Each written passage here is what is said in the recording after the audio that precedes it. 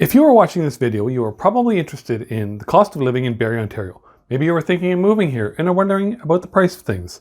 Ordinary stuff like milk, bread, transit, housing, all kinds of things. How much will it cost me to rent a house? How much will it cost me to buy a house? If that is what you were looking for, keep watching.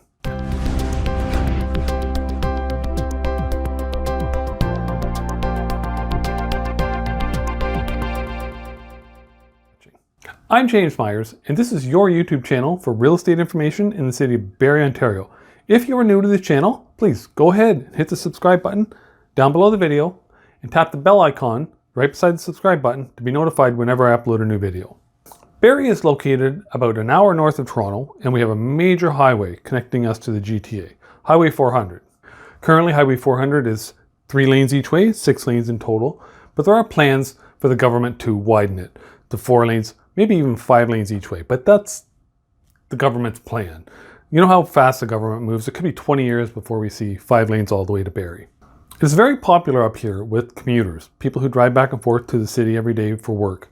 Because housing is so much cheaper up here, a detached house could be upwards of half the price of what it is in Toronto. So I'll get right into the cost of living in Barrie. If you are going to rent before you decide to buy, Barrie is actually a very expensive place to rent. The population here is only around 150,000 people, but we have the 5th highest rental rates for apartments in Canada and the 2nd in Ontario, right behind Toronto. According to PadMapper, a reliable source of data for rental apartments, the average price of a 1-bedroom apartment in Barrie is $1,560 a month, and the average price of a 2-bedroom is $1,620 a month. So if you can spring for the difference in price, you might as well rent a 2-bedroom apartment for a little bit more money. But in Toronto, the average price of a 1-bedroom apartment is $2,100 and a 2-bedroom is $2,700. Bigger price difference between the two down in Toronto. So the average cost of renting a house, a detached, a semi-detached, or a townhouse. The website PadMapper does not track rental rates on houses. They only do apartments. So in my own research, I found that you can rent a 3-bedroom townhouse or a semi-detached house for around $1,600, $1,700 up to around $1,900. And then for a detached, like a 3 or 4 bedroom, probably a 3-bedroom detached house, you would expect to pay around $2,000 a month and go up from there. Transit. Barrie has grown quite a bit in the last 15, 20 years, and they're constantly working on the transit system in order to improve it for the benefit of the riders. Now I have to admit, I don't ride the Barrie transit system. I don't ride any transit system. I never have ridden any transit system. I've been on the Barrie City Transit bus maybe once or twice in my life. But I found that a monthly pass for an adult is $87 and a student pass is $66. A few years ago, Barrie Transit had a free transit pass for kids under the age of 16 during the summer months when school was out. I know about this because my son, who was 14 or 15 at the time, got this transit pass, and he used to take transit all around Barrie, and he would go to different places with his friends. His friends had the transit pass as well. I don't know if Barrie is still doing the free student transit pass during the summer months. For groceries, you can get a bag of milk. That's right, we use bags around here. This is Ontario. We have 4-liter bags of milk. You can get a bag of milk, 4 liters, for around $4.50. A dozen eggs runs around $2.50.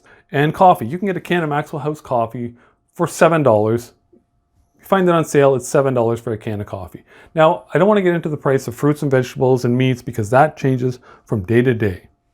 A liter of gasoline can range from a low of around 95 cents, $1 a liter, up to around $1.10, $1.15. That is of July 2020 when I'm recording this. Now the price in Barrie can range widely from one end of the city to the other end. You can be in the south end of Barrie and the gas is $1 a liter. You drive up to the north end, up the north end of Bayfield Street, and it's $1.10. And that's when you discover you should have bought gas when you were back in the south end. But Costco is always the cheapest in Barrie. Gym memberships. If you like to go to a gym to work out and get your exercise, there can be some pretty economical places to get a gym membership in Barrie, depending on which area of the city you live in. Like, you don't want to belong to a gym that's a 20-minute drive from your house just to save yourself $10 a month. There's no savings in that. You're going to waste your time driving there to save $10 a month. It's just not worth it. In the north end of Barrie, there is Planet Fitness on Bayfield Street, and I think they advertise around $15 or $20 a month. And then there's another gym called Fit for Less up there. There's an LA Fitness up there as well. Fit for Less is around $20 a month.